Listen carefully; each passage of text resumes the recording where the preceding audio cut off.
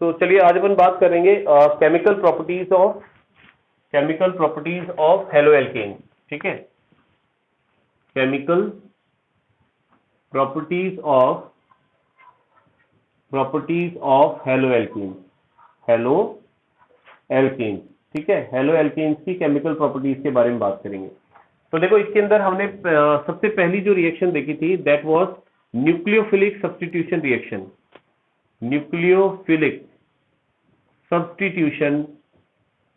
Substitution reaction, इसकी बात करेंगे अपन। न्यूक्लियोफिलिक सब्स्टिट्यूशन रिएक्शन किसको कहते हैं? ठीक है, तो थोड़ा और क्लोज कर लेता हूं मैं। ओके, तो हम बात कर रहे हैं न्यूक्लियोफिलिक सब्स्टिट्यूशन रिएक्शन के बारे में। तो एक्चुअली होती क्या है ये समझते हैं। देखो, इसमें हमने बताया कि पहले तो ये जान लें कि न्यूक्लियोफाइल किसको कहते हैं। न्यूक्लियोफाइल आपके पास कोई भी नेगेटिव आयन या इलेक्ट्रॉन रिच स्पीसीज होती है, जिसके पास एक्स्ट्रा इलेक्ट्रॉन हो, जिसके पास अनपेयर्ड इलेक्ट्रॉन अवेलेबल हो। ठीक है, अनबॉन्डेड इलेक्ट्रॉन हो और नेगेटिव आयन हो, तो उसे अपन न्यूक्लियोफाइल कह सकते हैं। तो वो न्यूक्लियोफाइल क्या है, वो हेलोजन कंपाउंड पर अटैक करता है। कैसे? जैसे मान लीजिए हमारे पास एक OH है। ठीक है, एक रिप्रेजेंटेटिव रिएक्शन ले रहा हूं मैं, OH नेगेटिव। इसको मैं मान रहा हूं कि ये न्यूक्लियोफाइल है। न्यूक्लियोफाइल क्यों मान रहा हूं? क्योंकि इसके ऊपर नेगेटिव चार्ज है। ठीक है, अब यहां एक कंपाउंड ले लेता हूं मैं, जैसे सपोज आपके पास में CH3Br ले लिया, एक रिप्रेजेंटेटिव रिएक्शन के फॉर्म में। ठीक है, अब हम ये देख रहे हैं कि ये जो CH3Br है, ठीक है, इसमें Br और कार्बन के बीच में एक बॉन्ड है। ठीक है, Br और कार्बन के बीच में एक बॉन्ड है, और आप देखें कि Br की जो इलेक्ट्रोनेगेटिविटी है वो क्लोरीन के इससे कार्बन के कंपैरिजन में ज्यादा है। तो डेफिनेटली यहां क्या होगा, Br के ऊपर पार्शियल नेगेटिव चार्ज और कार्बन के ऊपर पार्शियल पॉजिटिव चार्ज आएगा, क्योंकि जो Br है वो मोर इलेक्ट्रोनेगेटिव है और इलेक्ट्रॉन बॉन्ड के इलेक्ट्रॉन को अपनी तरफ अट्रैक्ट करेगा। तो अब ये जो न्यूक्लियोफाइल है, ये जब अटैक करता है एल्काइल हैलाइड पर, तो उस साइड को ढूंढता है जहां पॉजिटिव चार्ज मिलेगा, क्योंकि नेगेटिव वहीं अटैक करेगा। तो ये यहां अटैक करेगा डेफिनेटली, और जब ये यहां अटैक करेगा तो Br को क्या कर देगा, सब्स्टिट्यूट कर देगा, हटा देगा यहां से। तो यहां जो कंपाउंड बनेगा आपके पास दैट विल बी CHHH, और यहां हमने OH को कंबाइन कर दिया और Br को बाहर निकाल दिया, Br नेगेटिव की फॉर्म में। ठीक है, तो ये एक लिविंग ग्रुप हो गया एक तरह से। ठीक है, ये एक लिविंग ग्रुप हो गया है। तो यहां पर आप कोई भी हैलोजन ले सकते हैं इस तरह की रिएक्शन को शो करने के लिए, या क्लोरीन हो सकता है, क्लोराइड हो सकता है, ब्रोमाइड हो सकता है, आयोडाइड हो सकता है, कुछ भी हो सकता है। और ये आपके पास प्रोडक्ट बन गया है, दिस इज प्रोडक्ट। ठीक है, और ये आपके पास में क्या हो गया, दिस इज मिथाइल ब्रोमाइड। ये मिथाइल ब्रोमाइड था आपके पास। तो इस रिएक्शन में आपने देख लिया हुआ क्या कि न्यूक्लियोफाइल ने अटैक करके और Br को सब्स्टिट्यूट कर दिया। So that's why it is called nucleophilic substitution reaction, क्योंकि यहाँ जो मोर इलेक्ट्रोनेगेटिव जो स्पीसीज है वो अपने से लेस इलेक्ट्रोनेगेटिव को सब्स्टिट्यूट कर देती है, हटा देती है, उसकी जगह आकर के जुट जाती है। तो इस ऐसी रिएक्शन को हम न्यूक्लियोफिलिक सब्स्टिट्यूशन रिएक्शन कहते हैं। अब न्यूक्लियोफिलिक सब्स्टिट्यूशन रिएक्शन के अब कुछ एग्जांपल देखेंगे, फिर इस बाद में इसके मैकेनिज्म के बारे में बात करेंगे। तो पहले कुछ सिंपल से एग्जांपल अपन ले लेते हैं, इसके कौन कौन से हो सकते हैं। ठीक है, examples of nucleophilic substitution reaction. तो पहला एग्जांपल है कि देखो, एल्काइल हैलाइड की रिएक्शन है, reaction with NaOH aqueous NaOH से अपन रिएक्शन करा रहे हैं। ठीक है, जैसे आपके पास है alkyl halide that is CH3CH2NCl, और आप इसकी रिएक्शन NaOH से कराते हैं। ठीक है, तो आपके पास जो NaOH है ये एक्वस फॉर्म में लिया है आपने। इस एक्वस फॉर्म में ये आपके पास नेगेटिवली चार्ज है, ये पॉजिटिवली चार्ज, मतलब एक नेगेटिव आयन है, एक पॉजिटिव आयन है। तो डेफिनेटली आपको इसमें वही चीज ढूंढनी है जो नेगेटिवली चार्ज हो या नेगेटिव आयन हो, वही आपके पास न्यूक्लियोफाइल होगा। तो यहाँ न्यूक्लियोफाइल है OH, और OH यहाँ अटैक करेगा, जो भी अपन ने ऊपर रिएक्शन देखी है लगभग वही रिएक्शन है ये। ठीक है, और यहाँ पर ये क्या बनाएगा, CH3CH2OH एंड NaCl रिलीज हो जाएगा आपके पास में। तो यानी आपके पास इथाइल अल्कोहल बन गया, इथाइल अल्कोहल। ठीक है, फर्स्ट रिएक्शन। इसकी दूसरी रिएक्शन अगर हम देखते हैं तो रिएक्शन विद मॉइस्ट Ag2O।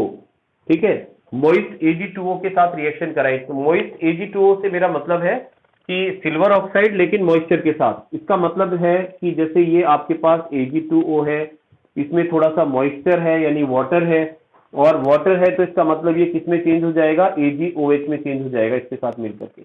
तो जब आप मॉइस्ट Ag2O से रिएक्शन करा रहे हैं तो इसका मतलब आप AgOH से रिएक्शन करा रहे हैं, ठीक है। तो वो बिल्कुल वैसे ही रिएक्शन देगा जैसे अभी अपन ने रिएक्शन कराई थी CH3CH2 और Br, और इसकी रिएक्शन अगर मैं AgOH से कराता हूं, ठीक है, जो मॉइस्ट है, तो ये इसका न्यूक्लियोफाइल पार्ट है OH, और ये OH इस कार्बन पर अटैक करेगा जहां पर हेलोजन जुड़ा हुआ है, और यहां फॉर्मेशन करेगा CH3CH2 एंड OH की, और साथ में AgBr जो है वो यहां से रिलीज हो जाएगा, AgBr बाहर निकल जाएगा, ठीक है। तो इस तरह से आपके पास एल्कोहल बन गया है। तो ये सारा एल्कोहल बनाने का मेथड है, ठीक है। चलिए आगे बढ़ते हैं, इसको रफ कर रहा हूं मैं। ओके, अब रफ करने के बाद नेक्स्ट इसकी अगर हम रिएक्शन देखें, मार्कर दूसरा ले लेता हूं मैं, जस्ट अ मोमेंट। ओके, दूसरी रिएक्शन देखें, हम तीसरी रिएक्शन देखते हैं। तो थर्ड रिएक्शन के अंदर आप देखिए इसमें क्या होगा कि आप इसकी रिएक्शन करा सकते हैं ड्राई Ag2O के साथ में, ठीक है। Reaction with dry Ag2O, dry Ag2O के साथ रिएक्शन कराएं। मॉइस्ट के साथ कराओगे तो अल्कोहल बनता है, ये अभी अपन देख चुके हैं, लेकिन अगर ड्राई के साथ कराएं तो क्या बनेगा, लेट्स सी। तो हम यहां पर ले रहे हैं CH3CH2Cl, CH3CH2Cl, मैंने दो मॉलिक्यूल लिए, अभी क्लियर हो जाएगा क्यों लिए, और यहां पर Ag2O है आपके पास। तो क्योंकि हम रिएक्शन की बात करें न्यूक्लियोफिलिक सब्स्टिट्यूशन रिएक्शन, तो अगर आपसे कहा जाए कि इसमें न्यूक्लियोफाइल पार्ट कौन सा है Ag2O में, तो आप देखेंगे कि जो ऑक्सीजन है वो इलेक्ट्रोनेगेटिव पार्ट है, और जो इलेक्ट्रोनेगेटिव पार्ट होता है वो न्यूक्लियोफिलिक पार्ट होता है, ठीक है ना। जो नेगेटिव पार्ट होता है वो न्यूक्लियोफिलिक पार्ट होता है। तो यहाँ ऑक्सीजन न्यूक्लियोफिलिक है, तो यानी ऑक्सीजन जो है O2 माइनस वो अटैक करेगा कार्बन के ऊपर, ठीक है। तो यानी ये O जो है ये अटैक करेगा कार्बन के ऊपर, तो दोनों कार्बन को डिस्प्लेस कर देगा वो, और अगर इन्हें डिस्प्लेस करता है तो क्या बनाएगा, देखो CH3CH2 इस तरह से यहाँ ऑक्सीजन बीच में जुड़ जाएगा, और दो Ag दो Cl के साथ कंबाइन हो जाएंगे लाइक दिस, इस तरह से देखो इसको डिस्प्लेस कर देगा ये। तो आपके पास क्या बनेगा, दैट विल फॉर्म 2AgCl, और ये बन गया आपके पास में डाई इथाइल ईथर, ठीक है। तो क्या बन जाएगा, डाई इथाइल ईथर बन जाएगा। ये ईथर बनाने का मेथड है, ध्यान रखना। और ये सारी चीजें बेटा कन्वर्जन के लिए बड़ी इंपॉर्टेंट होती हैं, ये जो रिएक्शंस आती हैं ये कहीं ना कहीं एक दूसरे से रिलेटेड रहती हैं, ठीक है। तो इनको ध्यान रखना। ये रिएक्शन आप आगे वाला जो चैप्टर पढ़ेंगे, अल्कोहल पढ़ चुके हैं, आपने देखा है कि उसके अंदर ईथर बनाने का ये मेथड भी पढ़ा था हमने। अल्कोहल वाले चैप्टर के अंदर इससे पहले वाली दो रिएक्शन अल्कोहल बनाने के मेथड भी हैं। तो यानी ये रिएक्शन आगे वाले चैप्टर में भी आती है। एक चैप्टर अगर अच्छी तरह आता हो तो इसका मतलब अगला वाला चैप्टर भी आपको काफी हद तक आ जाता है, ठीक है। नंबर 4, फोर्थ रिएक्शन अगर हम देखते हैं तो फोर्थ रिएक्शन आती है आपके इसको हम कहते हैं Williamson ether, Williamson ether synthesis, ether synthesis, ठीक है, विलियमसन ईथर सिंथेसिस रिएक्शन। अब विलियमसन ईथर सिंथेसिस में क्या होता है कि यहां पर आप रिएक्शन कराते हैं एल्काइल हैलाइड की सोडियम एल्कोक्साइड से, ठीक है। तो reaction with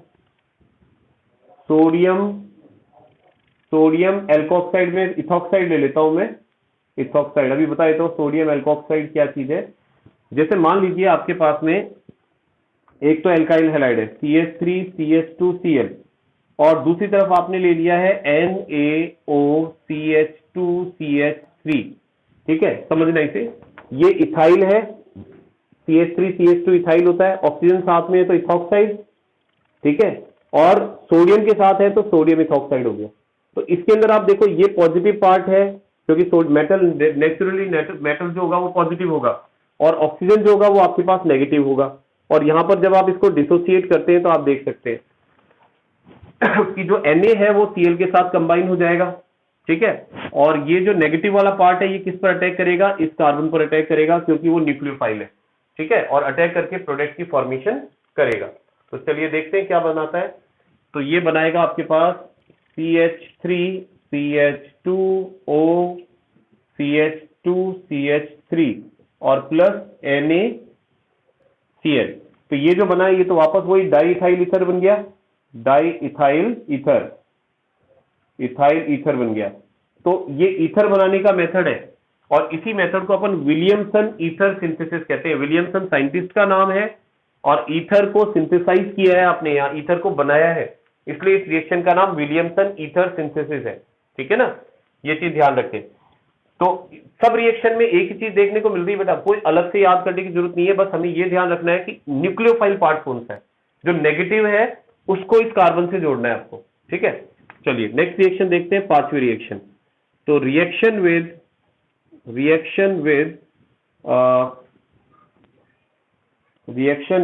silver acetate, silver acetate के साथ रिएक्शन। सिल्वर एसीटेट क्या होता है? CH3COOAg, ये सिल्वर एसीटेट है आपके पास।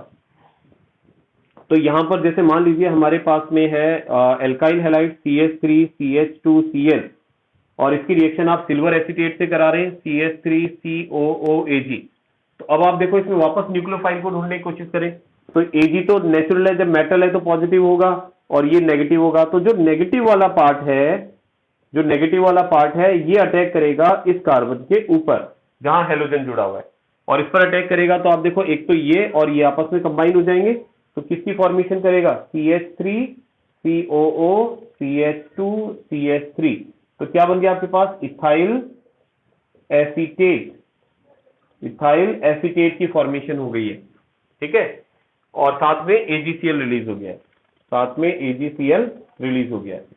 ठीक है, तो यहां पर इथाइल एसीटेट बन गया। और देखते हैं एक और रिएक्शन, नंबर 6 रिएक्शन हम देख लेते हैं इसकी। Reaction with sodium acetylide, sodium acetylide के साथ रिएक्शन देखें। सोडियम एसिटिलाइड क्या होता है? देखो NaC ट्रिपल बॉन्ड CH। ठीक है, ये सोडियम एसिटिलाइड है। इसको आप मतलब एथाइन में एक हाइड्रोजन को सोडियम से सब्स्टिट्यूट कर दें तो सोडियम एसिटिलाइड बनता है। अगर इसके साथ रिएक्शन कराएं तो देखो CH3CH2Cl और आप इसकी रिएक्शन करा रहे हैं NaC ट्रिपल बॉन्ड CH। तो अब आप यहां पर देखिए, ये तो हो गया नेगेटिव, ये हो गया पॉजिटिव। ठीक है, ये नेगेटिव और ये पॉजिटिव। अब अगर हम अटैक कराते हैं तो आप साफ देख सकते हैं कहां कौन किस पर अटैक कर रहा है, कि ये वाला जो पार्ट है नेगेटिव वाला, जो C ट्रिपल बॉन्ड CH है। ठीक है, तो ये यहां पर इस कार्बन पर अटैक करेगा और हेलोजन को सब्स्टिट्यूट कर देगा। तो आपके पास क्या बनेगा? तो बाय प्रोडक्ट, जो प्रोडक्ट बनेगा आपके पास, दैट विल बी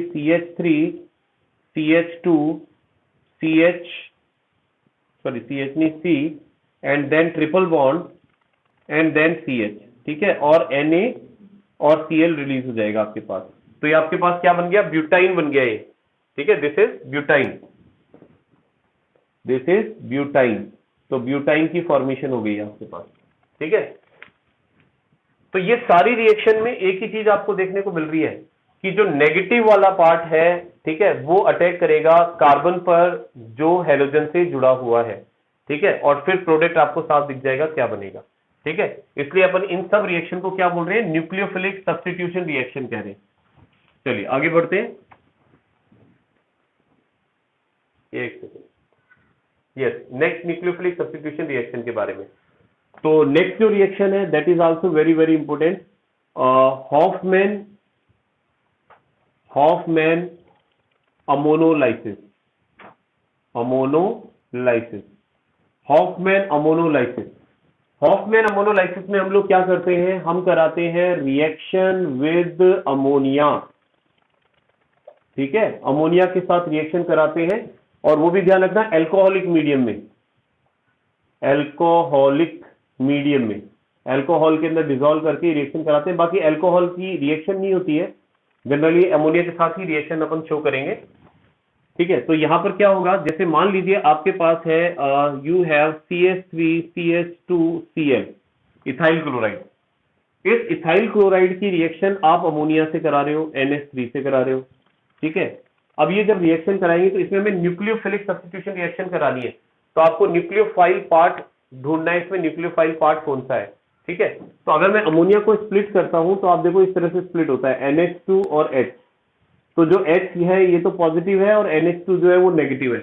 तो इसका मतलब न्यूक्लियोफाइल पार्ट कौन सा है इस अमोनिया का, NH2 वाला पार्ट न्यूक्लियोफाइल है, और ये अटैक करेगा किस पर, उस कार्बन पर जिससे हेलोजन जुड़ा हुआ है, और यहां जाकर के जुड़ जाएगा। और प्रोडक्ट क्या बनना चाहिए, आपके पास प्रोडक्ट बनेगा CH3CH2NH2। ठीक है, एंड देन उसके बाद जो Cl है उसको आप हाइड्रोजन से कंबाइन कर दें तो एक बन गया HCl। अब ये रिएक्शन ना यहां खत्म नहीं होती है, ये रिएक्शन आगे भी चलती जाती है जब तक सारे हाइड्रोजन डिस्प्लेस नहीं हो जाते। ठीक है, क्योंकि ये अभी भी न्यूक्लियोफाइल की तरह बिहेव कर सकता है। तो ये जो आपके पास बना है इसको मैं क्या बोल रहा हूं, इसको बोल रहा हूं मैं इथाइल एमाइन। ध्यान रखना ये इथाइल एमाइन है जो 1 डिग्री एमाइन है, तो आप 1 डिग्री एमाइन भी बोलते हैं। ठीक है, ये एक 1 डिग्री एमाइन है। अब ये जो बना हुआ 1 डिग्री एमाइन है ये दोबारा से रिएक्शन करता है CH3CH2NH2 किससे reaction. Yes, so let us continue. तो बेटा यहां हमने देख लिया था कि जो हमारे पास इथाइल क्लोराइड है उसकी रिएक्शन हमने अमोनिया से कराई। ठीक है, और अमोनिया से रिएक्शन कराने पर आपके पास जो न्यूक्लियोफाइल है NH2 नेगेटिव, ये अटैक करेगा CH2 के ऊपर, सी कार्बन के ऊपर, और यहाँ अटैच हो गया, इथाइल एमाइन बन गया, HCl रिलीज हो गया। ठीक है, और इसके बाद में क्या किया हमने कि ये जो आपके पास एमाइन बना है, इथाइल एमाइन बना है, इस इथाइल एमाइन की रिएक्शन वापस से इथाइल क्लोराइड के साथ होगी, CH3CH2Cl। ठीक है, तो अब ये न्यूक्लियोफाइल की तरह वापस से वर्क कर सकता है। कैसे कर सकता है कि यहां पर अगर मैं इसको यूं लिख दूं तो NH, ये पॉजिटिव और ये नेगेटिव, क्योंकि एक H जो है वो पॉजिटिव की फॉर्म में, तो उसके साथ बाकी ये पूरा न्यूक्लियोफाइल की तरह काम करेगा। तो जो न्यूक्लियोफाइल होता है उसका तो हमें पता है कहां अटैक करता है, वो अटैक करता है कार्बन के ऊपर जहां Cl जुड़ा हुआ है। ठीक है, तो आपके पास क्या बना, CH3CH2 और NH। ठीक है, ये बन गया आपके पास, और HCl रिलीज हो गया इसमें वापस से। तो ये बन गया आपके पास डाई इथाइल एमाइन। ठीक है, डाई इथाइल एमाइन बन जाएगा आपके पास में। तो ये जो डाई इथाइल एमाइन बना है आपके पास, ठीक है, जो डाई इथाइल अमाइन बना है, इस डाई इथाइल एमाइन में भी अभी भी न्यूक्लियोफिलिक कैरेक्टर है, ये भी न्यूक्लियोफाइल की तरह वर्क कर सकता है। तो देखिए CH3CH2 और इसकी रिएक्शन अपन करा रहे हैं CH3CH2Cl से। ठीक है, तो जब आप इसकी रिएक्शन कराएंगे तो यहां पर आपके पास ये पॉजिटिव है, ये नेगेटिव है, तो अब ये वापस से किस पर अटैक करेगा, ये नेगेटिव वाला पार्ट इस कार्बन पर अटैक करेगा। ठीक है, और जब इस पर अटैक करेगा तो अभी तो 2 इथाइल थे, और अभी आपके पास वापस कितने हो जाएंगे, 3 इथाइल हो जाएंगे। देखिए इस तरह से CH3CH2 होल थ्राइस N और HCl रिलीज हो जाएगा। तो ये क्या बन गया आपके पास, ट्राई इथाइल अमाइन। और ये ट्राई इथाइल अमाइन जो है ना बेटा, ये 3 डिग्री अमाइन है आपके पास, ये 2 डिग्री था इससे पहले वाला आपके पास। और अभी हम ये सोच रहे हैं कि हाइड्रोजन खत्म हो गया, अभी रिएक्शन खत्म हो जाएगी, लेकिन अभी भी रिएक्शन खत्म नहीं होगी, क्योंकि अभी इसके ऊपर लोन पेयर हो रहे हैं, और हमने कहा था जो नेगेटिव होता है वो भी न्यूक्लियोफाइल होता है, और लोन पेयर जिसके पास होते हैं वो भी न्यूक्लियोफाइल होता है। तो ये एक बार और रिएक्शन करेगा, तो CH3CH2 होल ट्वाइस N। ठीक है, और ये अटैक करेगा किसके ऊपर, CH3CH2Cl के ऊपर। ठीक है, और ये नाइट्रोजन के लोन पेयर यहां अटैक करेंगे इसके ऊपर, और जब यहां अटैक करेंगे तो देखो क्या बनाएगा, CH3CH2 होल 3 तो हो गया था ना, सॉरी, और यहां आ जाएगा होल 4 N और Cl इस तरह से, क्योंकि ये जो अब ये इथाइल ग्रुप है ना, ये इसके लोन पेयर से बॉन्ड बनाएगा बेटा, इस लोन पेयर से बॉन्ड बना करके 4 इथाइल हो गए। अब इसे क्या बोलेंगे, टेट्रा इथाइल अमाइन। ठीक है, टेट्रा इथाइल अमाइन, और ये एक क्वेटरनरी सॉल्ट है, ध्यान रखना, क्वेटरनरी सॉल्ट बोलते हैं इसको, क्वेटरनरी सॉल्ट या 4 डिग्री कह सकते हैं आप इसको। ठीक है, ये 4 डिग्री हो गया, क्वेटरनरी सॉल्ट हो गया। तो इस तरह से ये पूरी रिएक्शन जो है इसको मिला करके हम बोलते हैं हॉफमैन अमोनोलाइसिस। अमोनोलाइसिस क्यों कहा, क्योंकि आपने अमोनिया को देखो किस तरह से, लाइसिस का मतलब होता है तोड़ देना, तो आपने अमोनिया को तोड़ करके ब्रेक डाउन करके इतने सारे इसमें प्रोडक्ट बना लिए, ठीक है। तो इसमें 1 डिग्री 2 डिग्री 3 डिग्री और क्वेटनरी अमाइन जो है, एक सेकेंड, टेट्रा, इसका नाम बेटा एक बार थोड़ा सा चेंज कर दो, सॉरी इसका नाम अपने सही नहीं लिखा, एक सेकेंड, ये ऐसे है tetra ethyl, tetra ethyl ammonium chloride बोलेंगे इसको, अमोनियम क्लोराइड है ना, बाय मिस्टेक गलत हो गया सर, ठीक है। तो टेट्रा इथाइल अमोनियम क्लोराइड है, उसका रीजन है कि जब आपके पास नाइट्रोजन की वैलेंसी 4 होती है ना बेटा, तो वो अमोनियम बन जाता है, ध्यान रखना।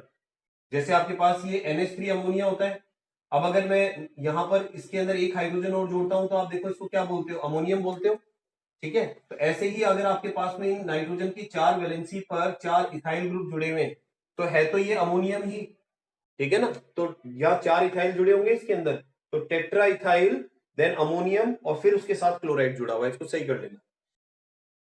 तो इस रिएक्शन को हम कह रहे हैं हॉफमैन अमोनोलाइसिस। तो ये रिएक्शन नेमिंग रिएक्शन के फॉर्म में पूछ ली जाती है ना, और कई बार पूछी भी जा चुकी है रिएक्शन, जहां आपको लिखा जाता है comment on the following reaction, और उसमें रिएक्शन के नाम लिखे हुए आ जाते हैं, तो वहां ये रिएक्शन पूछी जा चुकी है। चलिए आगे बढ़ते हैं। अब इसके बाद जो हम नेक्स्ट देख रहे हैं, they are also very very important reactions. वो रिएक्शन भी बहुत इंपोर्टेंट है, उनको समझने से पहले एक छोटी सी चीज समझते हैं हम यहाँ पर।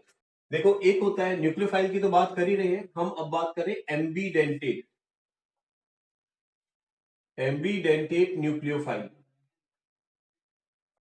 ठीक है। एम्बीडेंटेट न्यूक्लियोफाइल किसे कहते हैं, क्योंकि अपन इसकी रिएक्शन देखेंगे। एम्बीडेंटेट न्यूक्लियोफाइल वो होते हैं, ठीक है, which can form to botany which have two atoms two atoms for bond formation, bond formation, sorry, bond formation के लिए 2 एटम्स होते हैं, but only one of them but only one of them can form bond at a time, ठीक है। एक बार में उनमें से एक ही बॉन्ड बना पाएगा, उन्हें हम कहेंगे कि वो एम्बीडेंटेट न्यूक्लियोफाइल है, ठीक है। जैसे एग्जांपल में क्या हो सकता है आपके पास, जैसे आपके पास नाइट्रो ग्रुप है NO2, ये भी एक एम्बीडेंटेट न्यूक्लियोफाइल है, ठीक है। और इसी तरह से CN जो है नेगेटिव, वो भी एक एम्बीडेंटेट न्यूक्लियोफाइल है, ठीक है। ये दोनों एम्बीडेंटेट न्यूक्लियोफाइल की तरह वर्क करते हैं। देखते हैं, इसको समझते हैं। और एक चीज और समझे कि एक तो आपके पास सपोज KNO2 है और एक आपके पास AgNO2 है, इसको समझना आप, ठीक है। तो KNO2 जो होता है बेटा, इसका नेचर होता है आयनिक, ठीक है, और इसका नेचर होता है कोवेलेंट। अब आयनिक और कोवेलेंट से मेरा क्या मतलब है वो समझे आप, क्योंकि रिएक्शन में ये चीज काम नहीं आएगी अभी, कि यहां पर इसके बीच का जो बॉन्ड है वो इस तरह से है कि K और ONO ये नेगेटिव है, तो ये नेगेटिव आयन और पॉजिटिव आयन के बीच में ये वाला जो बॉन्ड दिख रहा है ना आपको, ये आयनिक बॉन्ड है। तो आयनिक बॉन्ड है तो इसका मतलब ये है कि ये वाला जो ऑक्सीजन है इसका, ये जो ऑक्सीजन आपको दिख रहा है, ये अवेलेबल है, अवेलेबल फॉर बॉन्डिंग, ये बॉन्डिंग के लिए अवेलेबल है, ठीक है। जब मैं KNO2 से रिएक्शन कराऊंगा तो अटैक करने वाला या बॉन्ड बनाने वाला एटम कौन होगा, ऑक्सीजन, ऑक्सीजन बॉन्ड बनाएगा, ठीक है। लेकिन अगर मैं AgNO2 से रिएक्शन कराता हूं तो इसका नेचर देखो कैसा है, इस तरह से Ag oxygen nitrogen double bond oxygen और यहां लोन पेयर है। तो ये जो बॉन्ड है ना, ये क्या है, कोवेलेंट है, कोवेलेंट बॉन्ड। और कोवेलेंट बॉन्ड कैसा होता है, स्ट्रॉन्ग होता है। अब क्योंकि ये बॉन्ड स्ट्रॉन्ग है तो इजिली ब्रेक नहीं होगा, तो क्या ये ऑक्सीजन अवेलेबल है बॉन्डिंग के लिए, नहीं, तो यहां से बॉन्डिंग नहीं करेगा। फिर बॉन्डिंग कहां से करेगा, ये नाइट्रोजन से करेगा, तो नाइट्रोजन अपने लोन पेयर देकर के बॉन्डिंग करेगा, ठीक है, bonding bye lone pair of nitrogen, nitrogen, तो नाइट्रोजन की तरफ से बॉन्डिंग होगी उसमें, ठीक है। ये चीज ध्यान रखनी है, ये अभी रिएक्शन में काम में आएगी। ऐसे ही अगर मैं KCN की बात, इसकी CN की बात करता हूं साइनाइड की, तो यहां पर देखो अगर मैं KCN लेता हूं तो KCN में इस तरह से है, ये वाला बॉन्ड क्या है, आयनिक है, आयनिक बॉन्ड। और आयनिक बॉन्ड है तो इसका मतलब कार्बन जो है अवेलेबल है, अवेलेबल फॉर बॉन्डिंग, ठीक है, बॉन्डिंग के लिए अवेलेबल है, ठीक है। यही अगर मैं AgCl लेता हूं तो इसका ये वाला जो बॉन्ड है, ये वाला बॉन्ड कैसा है, कोवलेंट बॉन्ड है, कोवलेंट बॉन्ड, ठीक है। तो कोवलेंट बॉन्ड है तो इसका मतलब ये अवेलेबल नहीं है, not available for bonding, bonding के लिए अवेलेबल नहीं है। और बॉन्डिंग के लिए अवेलेबल नहीं है तो इसका मतलब यहां से बॉन्डिंग नहीं होगी, और जब यहां से बॉन्डिंग नहीं होगी तो इसका मतलब क्या होगा, इसका मतलब इसको कहीं और बॉन्डिंग करनी पड़ेगी, ठीक है ना। तो ये क्या करेगा, नाइट्रोजन के ऊपर जो लोन पेयर होते हैं तो वहां से बॉन्डिंग करेगा, ठीक है। तो नाइट्रोजन जो है bonding bye lone pair, lone pair of nitrogen, ठीक है, नाइट्रोजन के लोन पेयर की तरफ से बॉन्डिंग हो जाएगी, ठीक है, ये बॉन्डिंग कर लेगा। तो ये चीज ध्यान रखना, ये इंपॉर्टेंट है। और इसको अब हम लोग एम्बीडेंटेट क्यों कह रहे हैं, समझ में आ गया होगा कि इसमें भी NO2 है, इसमें भी NO2 है, लेकिन इसमें NO कहां से बॉन्डिंग करेगा, ऑक्सीजन से जब रिएक्शन करेगा, ठीक है, लेकिन इसमें कहां से बॉन्डिंग करेगा, नाइट्रोजन से।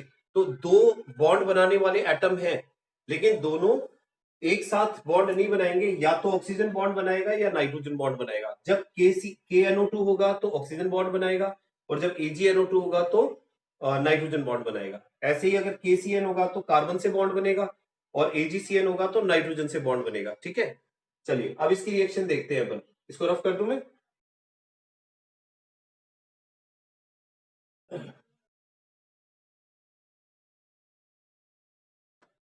देखिए, जैसे अब हम यहां रिएक्शन देख रहे हैं, reaction with KCN and AgCN, ठीक है, KCN और AgCN से रिएक्शन। तो एक तो रिएक्शन में ये करा रहा हूं CH3CH2Cl प्लस इसकी रिएक्शन KCN के साथ, एक रिएक्शन करा रहे हैं CH3CH2Cl, इसकी रिएक्शन करा रहे हैं AgCN के साथ, ठीक है।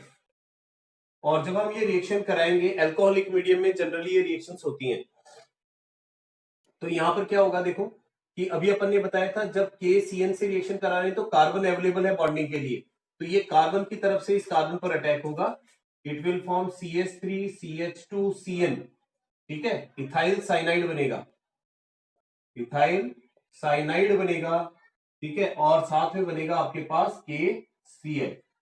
और यहां देखें तो यहां पर क्योंकि कार्बन तो अवेलेबल ही नहीं है बॉन्डिंग के लिए, तो कार्बन बॉन्ड नहीं बनाएगा, कौन बनाएगा, नाइट्रोजन। तो यहां आपके पास बनेगा CH3CH2NC, ठीक है ना, आइसोसाइनाइड। तो यहां पर इथाइल आइसोसाइनाइड बन जाएगा, इथाइल आइसोसाइनाइड बन जाएगा, ठीक है। तो अच्छी रिएक्शन है, ये पूछी जाती है कि इथाइल क्लोराइड की रिएक्शन KCN और AgCN के साथ कराएं, या फिर ऐसे पूछ सकते हैं कि why AgCN form isocyanide while KCN form cyanide, ठीक है, ऐसा क्यों होता है। ऐसे ही इस रिएक्शन को देखो, रिएक्शन विद AgNO2 एंड पहले KNO2 एंड AgNO2, इन दोनों के साथ रिएक्शन करें तो आप देखो CH3CH2Cl की रिएक्शन आप करा रहे हो किसके साथ में, KNO2 के साथ में। तो KNO2 में मैंने अभी स्ट्रक्चर बना के बताया था, K plus then oxygen nitrogen double bond oxygen, इस तरह से होता है। तो आपके पास न्यूक्लियोफाइल पार्ट तो NO2 है डेफिनेटली, बट ये जो ऑक्सीजन है ये अटैक करेगा इस कार्बन पर, और अगर ये यहां अटैक करता है इस कार्बन पर तो आप देख सकते हैं क्या बनेगा आपके पास, CH3CH2 और साथ में ऑक्सीजन से बॉन्डिंग होगी O, सिंगल बॉन्ड O, इस तरह से, और साथ में KCl रिलीज हो जाएगा, ठीक है। तो ये आपके पास में क्या बन गया, इथाइल नाइट्राइट, ठीक है, और अब अगर मैं इसकी रिएक्शन कराता हूं CH3CH2Cl से किसकी, AgNO2 की, तो AgNO2 वैसे तो मैंने बता दिया था इस तरह से स्ट्रक्चर है आपके पास, और यहां पर लोन पेयर है। तो अब ये यहां से बॉन्डिंग नहीं करेगा, ये लोन पेयर जो है ना ये बॉन्डिंग करेंगे इस कार्बन से। अगर लोन पेयर से आप बॉन्डिंग कराते हो, देखो तो क्या होगा, अगर इससे बॉन्डिंग कराते हो तो यहां पर इस तरह से CH3CH2 नाइट्रोजन देन ऑक्सीजन और एक कोवेलेंट बॉन्ड है, कोऑर्डिनेट बॉन्ड है इस तरह से, तो इसे बोलेंगे नाइट्रो इथेन। आपके पास बन जाएगा नाइट्रो इथेन, नाइट्रो इथेन की फॉर्मेशन हो जाएगी। तो यहां से भी क्वेश्चन बन जाता है, ठीक है, कैसे बन जाता है कि ethyl chloride form ethyl nitrite with KNO2 while nitro ethane with AgNO2। तो ऐसा क्यों होता है, तो उसका रीजन आप बता सकते हैं कि एम्बीडेंटेड न्यूक्लियोफाइल होता है और इसमें दो अलग अलग साइट्स होती हैं, ठीक है, जिनसे बॉन्डिंग करता है। चलिए इसको रफ कर रहा हूं मैं।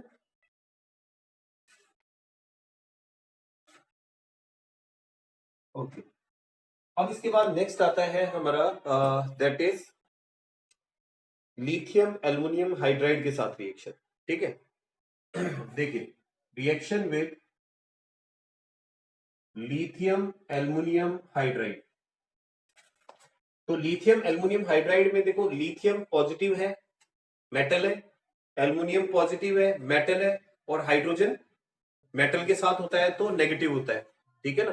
तो डेफिनेटली यहां पर न्यूक्लियोफाइल का काम हाइड्रोजन ही कर सकता है। तो आप देखो CH3CH2Cl की रिएक्शन अगर मैं कराता हूं लिथियम एल्युमिनियम और हाइड्राइड से,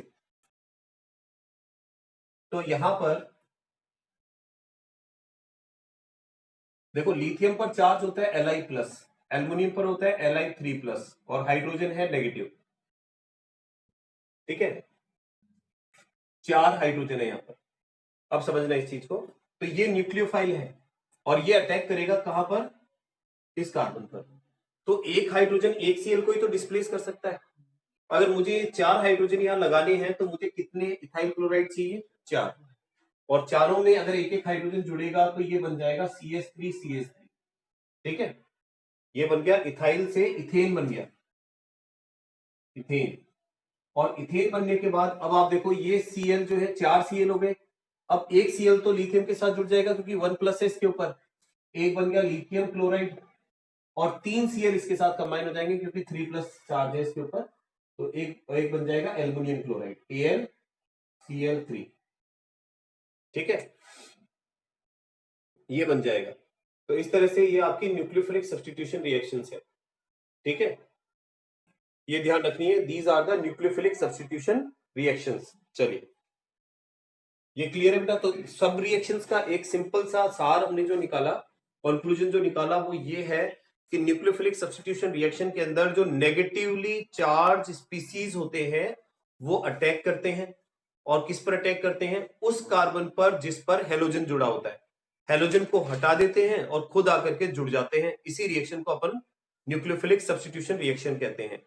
अब ये जो न्यूक्लियोफिलिक सब्स्टिट्यूशन रिएक्शन है ना बेटा, ये दो तरह से होती है, ठीक है, एक तो SN1 जिसको कहते हैं और एक को SN2 कहते हैं, ठीक है। चलिए एक बार देखते हैं। तो हम बात कर रहे हैं न्यूक्लियोफिलिक सब्स्टिट्यूशन रिएक्शन के टाइप्स। तो टाइप्स में पहली टाइप जो है वो है यूनिमोलिकुलर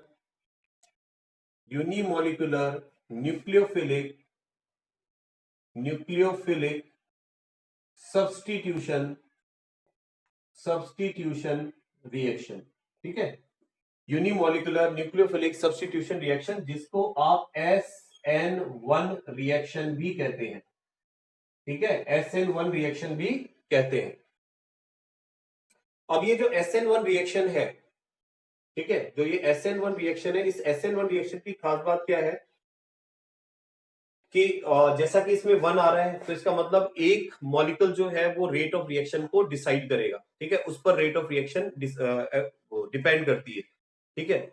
एक्चुअली इस रिएक्शन के लिए सबसे ज्यादा रिएक्टिविटी हम मानते हैं कि 3 डिग्री अल्काइल हैलाइड की होती है, ठीक है। और ये रिएक्शन जनरली 2 स्टेप्स के अंदर होती है। पहला स्टेप जो होता है इस रिएक्शन में, स्टेप फर्स्ट, ठीक है, उसमें क्या होता है, डिसोसिएशन होता है, ध्यान रखना, dissociation of alkyl alkyl halide. जो एल्काइल हैलाइड होता है वो डिसोसिएट होकर के आयंस बनाता है।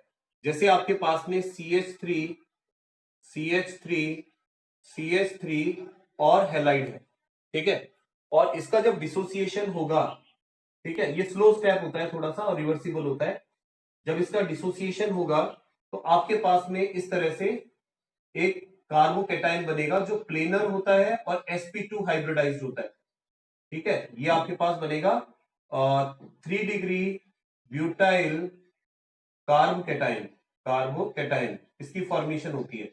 और ध्यान रखना बेटा, ये sp2 हाइब्रिडाइज्ड होता है एंड प्लेनर होता है, एंड प्लेनर होता है, इसकी खास बात है। और साथ में हैलाइड आयन रिलीज हो जाता है, हैलाइड आयन अलग हो जाता है, ठीक है। हैलाइड आयन के निकलने के बाद अब ये जो आपके पास कार्बोकेटाइन बना है, ठीक है, ये काफी कम स्टेबल है। तो ये क्या करेगा, जब कोई भी न्यूक्लियोफाइल है वो इसके ऊपर अटैक करेगा, क्योंकि कार्बोकेटाइन बन गया। स्टेप सेकंड में, स्टेप सेकंड जो होगा उसमें होगा attack, attack of nucleophile, nucleophile, nucleophile का अटैक, ठीक है। तो ये जो कार्बोकेटाइन है, जैसे आपके पास ये मैंने कार्बोकेटाइन बना दिया। अगर मैं यहाँ पर चार तीनों वैलेंसी पर 3 डिफरेंट ग्रुप को लेता हूं तो फिर मैं रेसेमिक मिक्सचर भी बना सकता हूं इससे, ठीक है। अभी मैं केवल जनरली वैसे ही बता रहा हूं, उसको अलग से बता देंगे अपन। तो अभी मैं मतलब कायरल कार्बन नहीं लिया है मैंने। तो यहाँ पर इस पर फिर न्यूक्लियोफाइल का अटैक कराते हैं अपन। तो जैसे OH माइनस एक न्यूक्लियोफाइल है जिसका अटैक कराया मैंने, तो ये डेफिनेटली इस कार्बन पर ही अटैक करेगा जिस पर पॉजिटिव चार्ज है। और ये वाला स्टेप जो होता है ना, ये बहुत फास्ट होता है, ध्यान रखना, बहुत फास्ट स्टेप है ये, और फास्ट होता है और तुरंत किसमें कन्वर्ट कर देता है, इसको प्रोडक्ट में कन्वर्ट कर देता है जो sp3 हाइब्रिडाइज हो जाता है। इस तरह से ये अल्कोहल बन गया, 3 डिग्री अल्कोहल, ये प्रोडक्ट बन गया आपके पास, और ये फास्ट स्टेप है। अब किसी भी रिएक्शन का रेट जो होता है ना बेटा, वो किस पर डिपेंड करता है, रिएक्शन का रेट डिपेंड करता है जनरली किस चीज के ऊपर, जो सबसे स्लो वाला स्टेप होता है, ठीक है, जो सबसे स्लो स्टेप होता है उस पर डिपेंड करता है। तो हम देख रहे हैं कि स्लो वाला स्टेप तो फर्स्ट स्टेप है, और इसके जो रिएक्टेंट जितने होते हैं ना वो रेट ऑफ रिएक्शन को अफेक्ट करते हैं।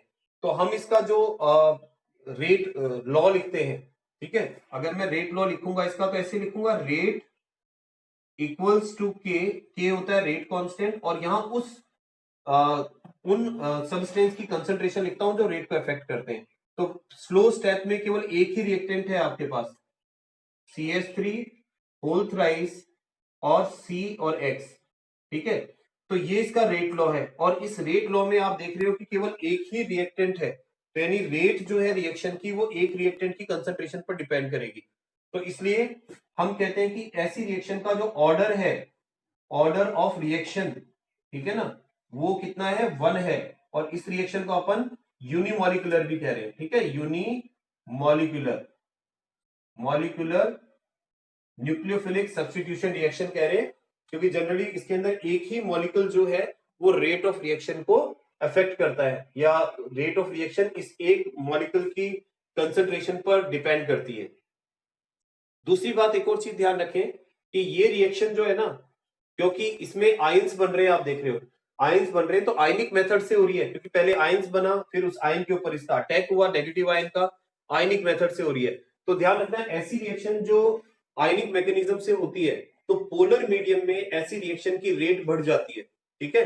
तो ध्यान रखना, रेट ऑफ रिएक्शन जो है इंक्रीजेस, ठीक है, इंक्रीज हो जाती है in polar medium, polar protic medium, protic medium, protic medium का मतलब ऐसे मीडियम जो कि H+ आयन को रखते हैं, जैसे मान लो अल्कोहल है, ठीक है ना, वाटर है, तो ये पोलर प्रोटिक मीडियम है।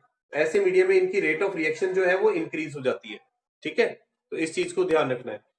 तो ये आपके पास में इसका SN1 हो गया। और अगर इसका ऑर्डर लिखना चाहें कि अपन, जैसे मैंने बताया कि 3 डिग्री सबसे ज्यादा स्पीड से ये रिएक्शन देता है, तो अगर हम इसके ऑर्डर की बात करते हैं, ठीक है, रिएक्टिविटी ऑर्डर की बात करते हैं, तो वो इस तरह से आ जाती है, रिएक्टिविटी ऑर्डर किसके लिए, SN1 के लिए, रिएक्टिविटी ऑर्डर फॉर SN1।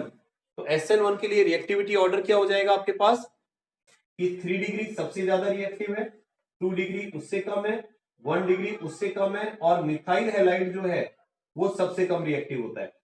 ठीक है, मिथाइल हैलाइड जो है वो सबसे कम रिएक्टिव होता है। तो ये ऑर्डर भी हम लोग ध्यान रखें। कल अपन बात करेंगे क्वेश्चन के बारे में कि इसके किस तरह के क्वेश्चन एग्जाम में पूछे जाते हैं कि SN1 SN2 में कि किसकी रिएक्टिविटी कम है, किसकी रिएक्टिविटी ज्यादा है। तो वो चीज अपन कल देखेंगे।